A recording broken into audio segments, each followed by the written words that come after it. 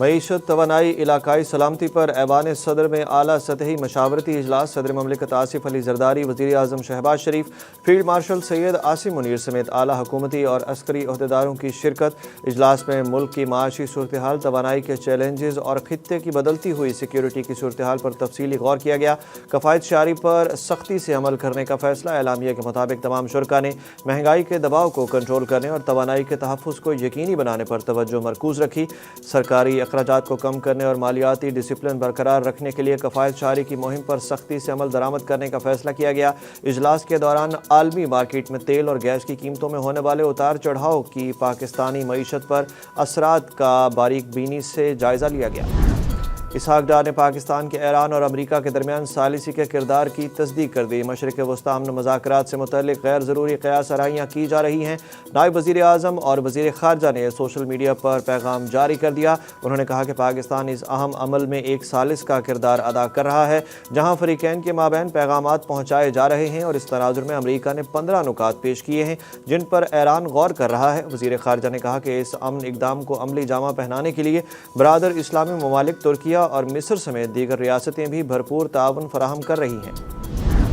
ایران جنگ کے حوالے سے مذاکرات کی متضاد خبروں کے درمیان حملوں کی شدت میں مسلسل اضافہ۔ عالمی خبر رساں ادارے رائٹرز نے دعویٰ کیا ہے کہ ایران نے امریکی تجاویز مسترد نہیں کی۔ تہران کی جانب سے پاکستان کو آج رات باضابطہ جواب دیا جائے گا۔ پاسداران انقلاب کا اسرائیلی جوہری تنصیب کو نشانہ بنائے جانے کا دعویٰ۔ اسرائیل کا ایرانی بحریہ کے کمانڈر کی موت کا دعویٰ۔ ایرانی وزیر خارجہ عباس عراقچی کے مطابق فی الحال ہماری پالیسی مزاحمت جاری رکھنے کی ہے۔ حزب اللہ نے اسرائیل سے جنگ بندی کی بات چیت کو مسترد کر دیا۔ پاسداران انقلاب نے کہا کہ خطے میں امریکہ کے تمام فوجی اڈے تباہ کر دیے ہیں۔ خلیجی اور عرب ممالک کے مشترکہ بیان میں ایران کے حملوں کی شدید مذمت کی گئی۔ پاکستان کی درخواست پر امریکہ نے ایرانی وزیر خارجہ اور اسپیکر کو ٹارگٹ لسٹ سے ہٹا دیا۔ روس نے ایران کو ڈرونز بھجوانے کی خبر کی تردید کر دی۔ ایرانی ذرائع ابلاغ کا کہنا ہے کہ ایرانی پارلیمنٹ آبنائے ہرمز سے گزرنے والے جہازوں سے ٹول وصول کرنے کا قانون منظور کرنے کی کوشش کر رہی ہے۔ غیر ملکی میڈیا کے مطابق ڈونلڈ ٹرمپ نے نتن یاہو کی ایران میں بغاوت کی تجویز مسترد کر دی۔ ایران نے جلد سنجیدگی نہ دکھائی تو واپسی ممکن نہیں ہوگی۔ امریکی صدر ٹرمپ نے ایران کو پھر دھمکی دے ڈالی۔ ڈونلڈ ٹرمپ نے دعویٰ کیا کہ ایرانی خوف زدہ ہیں، کوئی سپریم لیڈر بننے کو تیار نہیں۔ ایران مذاکرات کار ہم سے معاہدے کے لیے منتیں کر رہے ہیں۔ ایران خود مجھ سے بات کرنا چاہتا ہے۔ ایران جنگ کے خاتمے کے لیے معاہدہ کرنا چاہتا ہے۔ ایران فوری ڈیل چاہتا ہے، مگر اندرونی خوف کے باعث کھل کر بات نہیں کر رہا۔ ٹروتھ سوشل پر اپنے پیغام میں امریکی صدر ڈونلڈ ٹرمپ نے دعویٰ کیا کہ ایران فوجی طور پر شدید نقصان اٹھا چکا ہے اور اس کے پاس دوبارہ طاقت حاصل کرنے کا کوئی حقیقی موقع نہیں، اس لیے اسے سنجیدگی کے ساتھ مذاکرات کی طرف آنا چاہیے۔ انہوں نے کہا کہ ایران عوامی سطح پر یہ تاثر دے رہا ہے کہ وہ صرف امریکی تجویز کا جائزہ لے رہا ہے، حالانکہ حقیقت اس کے برعکس ہے۔ پاکستان نے مشرق وسطی کی صورتحال کے لیے سفارتی کوششیں تیز کر دیں۔ ترجمان دفتر خارجہ نے تفصیل جاری کر دی۔ ہفتہ وار پریس بریفنگ میں ترجمان دفتر خارجہ طاہر حسین اندرابی نے کہا کہ وزیر اعظم کی قیادت میں فریقین کے درمیان مکالمے کی کوششیں جاری ہیں۔ مشرق وسطی میں فالس فلیگ آپریشنز خارج از امکان قرار نہیں دیے جا سکتے۔ اس معاملے کا حل مذاکرات کی جانب واپسی ہے۔ خطے میں امن کے لیے وزیر اعظم، نائب وزیر اعظم نے علاقائی ممالک سے رابطے کیے ہیں۔ طاہر حسین اندرابی کا کہنا ہے کہ آپریشن غصب للحق جاری ہے۔ عید کے موقع پر برادر ممالک کی درخواست پر وقفہ آیا۔ جب تک افغان حکومت دہشت گردوں کی پشت پناہی ختم نہیں کرتی، یہ آپریشن جاری رہے گا۔ مشرق وسطی امن مذاکرات میں پاکستان کے ممکنہ کلیدی کردار نے بھارتی حکمرانوں کی نیندیں حرام کر دیں۔ آل پارٹیز اجلاس کے دوران بھارتی وزیر خارجہ جے شنکر کے بیان نے نئی بحث چھیڑ دی، جبکہ اپوزیشن نے حکومتی خارجہ پالیسی پر سوالات اٹھا دیے۔ اپوزیشن ارکان نے سوال اٹھایا کہ پاکستان امریکہ اور ایران کے درمیان ثالثی کے لیے متحرک ہے، جبکہ بھارت تنہائی کا شکار نظر آ رہا ہے۔ اجلاس کے دوران اپوزیشن رہنماؤں نے بھارتی حکومت کی خارجہ پالیسی کو تنقید کا نشانہ بناتے ہوئے سوال اٹھایا کہ خطے میں بڑھتی کشیدگی کے دوران بھارت کا کردار محدود کیوں دکھائی دے رہا ہے۔ اپوزیشن کے چوبتے ہوئے سوالات پر ڈاکٹر جے شنکر اپنا غصہ قابو میں نہ رکھ سکے اور پاکستان کا نام لیے بغیر تلملا اٹھے۔ عمران خان کے بیٹوں کی متنازع شخصیات سے ملاقات پر سوشل میڈیا پر کڑی تنقید ہونے لگی۔ میڈیا رپورٹس کے مطابق جنیوا میں اقوام متحدہ کے انسانی حقوق سے متعلق ایک سائیڈ لائن ایونٹ میں بانی پی ٹی آئی کے صاحبزادے قاسم خان کی شرکت نے نئی سیاسی بحث کو جنم دے دیا، جہاں وہ بلوچ نیشنل موومنٹ کے سربراہ ڈاکٹر نسیم بلوچ کے ہمراہ نظر آئے۔ اس سے قبل بھی وہ ایک تصویر میں عارف اجاکیہ کے ساتھ بھی نظر آئے۔ ان تصاویر اور ویڈیوز کو P T I accounts Imran Khan, Zulfi Bukhari اور متعدد صحافیوں کی جانب سے شیئر بھی کیا گیا۔ رپورٹس کے مطابق ڈاکٹر نسیم وسیم بلوچ طویل عرصے سے بلوچستان کے حوالے سے بین الاقوامی پروپیگنڈا کرتے آ رہے ہیں، جبکہ مسلم لیگ نون کے رہنما عابد شیر علی نے عمران خان کے بیٹوں کی خاص طور پر عارف اجاکیہ کے ساتھ ہونے والی ملاقات کا حوالہ دیتے ہوئے کہا کہ ایسے عناصر پاکستان مخالف بیانیوں کو فروغ دیتے ہیں۔ عمران خان کے بیٹے قاسم خان کو حکومتی وزراء نے آڑے ہاتھوں لے لیا۔ وفاقی وزیر دفاع خواجہ آصف نے کہا کہ باپ سے محبت ہے تو پاکستان آ کر دکھائیں۔ باپ کی فکر کا اظہار پاکستان کی معیشت کو نقصان پہنچا کر نہیں کیا جانا چاہیے۔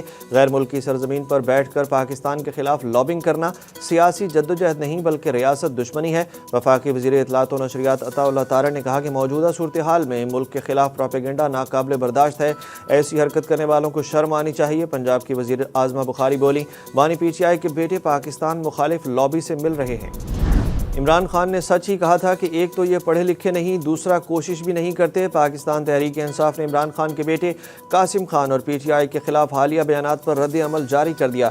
پی ٹی آئی کے شعبہ اطلاعات کے مطابق اعظمہ بخاری اور عطا تارڑ کے حالیہ بیانات کی شدید مذمت کرتے ہیں، جس کو بھی قاسم خان کا سادہ اور واضح انگریزی بیان سمجھ آنے میں دقت پیش آ رہی ہے تو بہتر ہوگا وہ اس کا اردو میں ترجمہ کروا لیں، شاید تب انہیں اصل بیان سمجھ آ سکے۔ تحریک انصاف واضح کرنا چاہتی ہے کہ ایک بیٹے کی اپنے والد سے ملاقات کی اپیل کو سیاست کی نظر کرنا انتہائی افسوسناک ہے۔ دوسری جانب زلفی بخاری نے بھی اس حوالے سے اپنے سوشل میڈیا پیغام میں کہا کہ اقوام متحدہ کی عمارت میں داخل ہوتے ہوئے کچھ افراد سے اتفاقاً ملاقات ہوئی، لیکن حکومتی حامی اس معاملے کو اصل مسئلے سے توجہ ہٹانے کے لیے استعمال کر رہے ہیں۔ اصل مسئلہ عمران خان کے خلاف مبینہ انسانی حقوق کی خلاف ورزیوں کا خاتمہ اور ان کی رہائی کو یقینی بنانا ہے۔